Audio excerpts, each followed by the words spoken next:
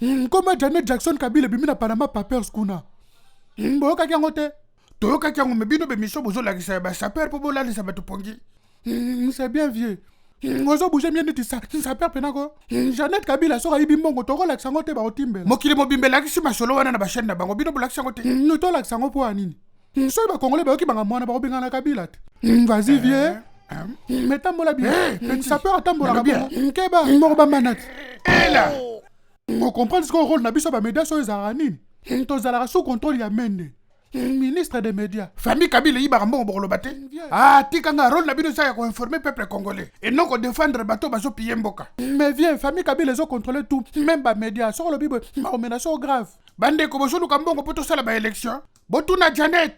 Bazo ganga wa ke mbongo ezate pona ko sala ba élection. Alors que Janet Jackson na famille Kabila ba bomba ba mbongo na ba paradis fiscaux. Botuna toyebi yango ndenge nini?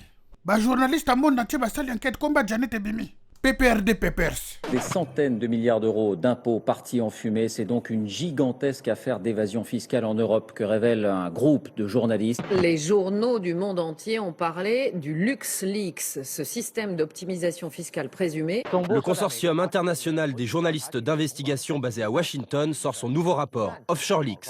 Peuple congolais boza pito sambisa ye kombo ya Janet Kabila bimi kasa na société offshore kuna na Panama. Boyebite société offshore soki la kisini. La société écran, c'est la boîte magique. Le truc qui permet de faire disparaître les criminels ou les évadés fiscaux. C'est essentiel la société écran si on veut se cacher, si on veut rendre impossible de savoir qui est derrière. Donc pour de la fraude, de l'évasion ou du blanchiment d'argent, c'est essentiel. Eh oui, tout à fait, donc c'est indispensable. Grâce à Cache ton Cash, mon peuple pense que je suis comme lui, sans argent. Alors qu'en fait, j'ai des millions dans les paradis fiscaux. Allez, venez avec nous pour une plongée inédite dans le monde merveilleux de l'argent caché. Janet Jackson Kabila, comment on est bibi kuna na Panama kasa na société écran depuis 2001. Siko muke baba expliquer biso siko mbongo wane utaka wapi pona Kongo kuna Janet asata na ligablo mokote. Yeba keza kopa famille Kabila mobimba. Babiso mema batna aéroport in avion ya Zoé kopa ba permis de conduire ba passeport ya Zoé. Après tozo kama neni ba passeport ko mutuya. Ba inita Vodacom to somba kena na posa Janet. Muke batuna ngani. Est-ce que boki luzolo bambi ake fungola dossier pas procureur pour Janet. Tolérance zéro batia mo mbata nzinza ninganité. Wapi soi-disant brigade anticorruption. Pas besoin de ça route banquette batande bino ba kombo na mesa. Tozo zela po ministre islandais déjà démissionné. Pour kombo pesat. Peuple congolais faut traduire Janet en justice. Monga Congo fezonga. Janet dingazana faut démissionner pelisos. Obi ke bazabité mamapi. Bazolo ba ke monga belection zate. Muke bezali. Ezako ebongo ba minere bazo ba na Katanga. Ah, tikako na Katanga. Nzambe.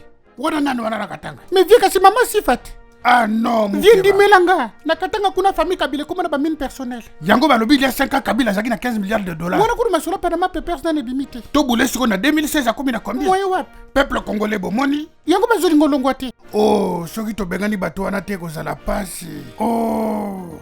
Muke ba yobi ba congolais fo basa nini? Ba signer pétition. Biso moto bandi to signer pétition. Bolandi. Faut to landela Janet Jackson. Faut samba na Kabila.